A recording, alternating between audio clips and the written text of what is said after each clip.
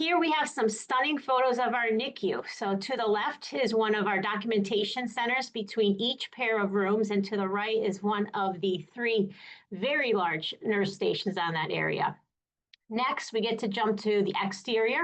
You can see here a side-by-side look at our rendering against the new Washington Street entrance point and canopy, which will have the most exciting and dynamic lighting. And then finally, near and dear to many of us, food. So here on the left, you can see progress in our retail dining space. Just look at that whimsy bench seating coming to life. And then finally, I'd like to share a few high-level updates of what's coming ahead. Our operational plannings for the spaces continue at a rapid pace. We are now just 20 days away from our certificate of occupancy.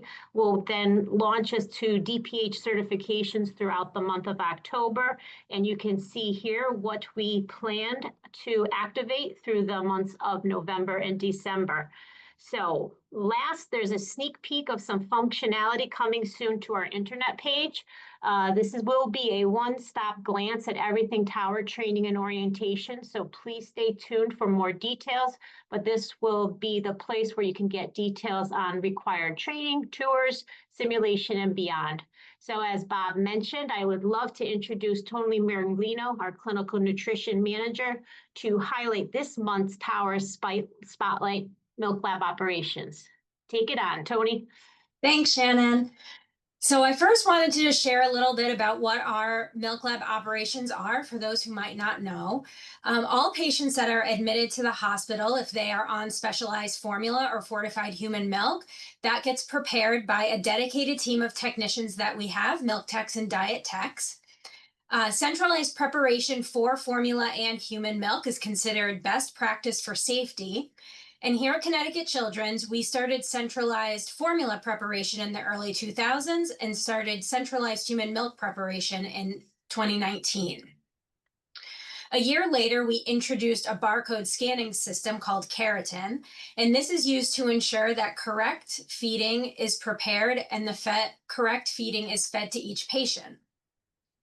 Our current state of operations has us working out of 3 separate spaces.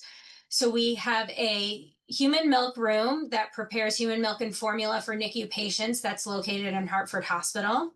We have a formula room that's on MS8, and we have a separate storage room where all of our formula supplies are stored also on MS8.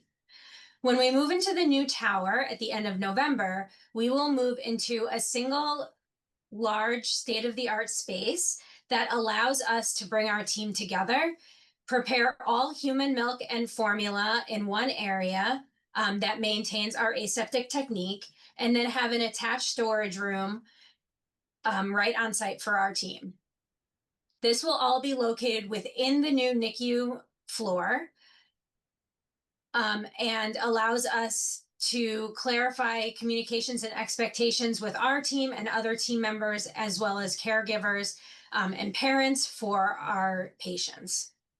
Our team is really looking forward to having more storage for space, more storage for preparation, or more space for preparation, new and updated equipment, a designated area for warewashing, as well as all of their supplies right within an arm's reach.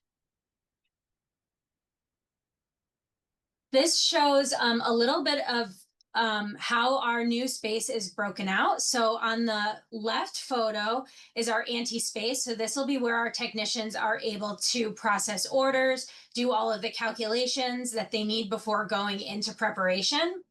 The middle picture shows our huge new preparation space. It's before any of the furniture is moved in, but this will have a really big island in the middle, separated into 4 preparation spaces, so our technicians can work right in that central location with other tools and equipment that they need around the periphery, including refrigerators and freezers. And then the furthest most space will be our new storage room, where all of our formulas and other supplies that we need will be in addition to other refrigerators and freezers.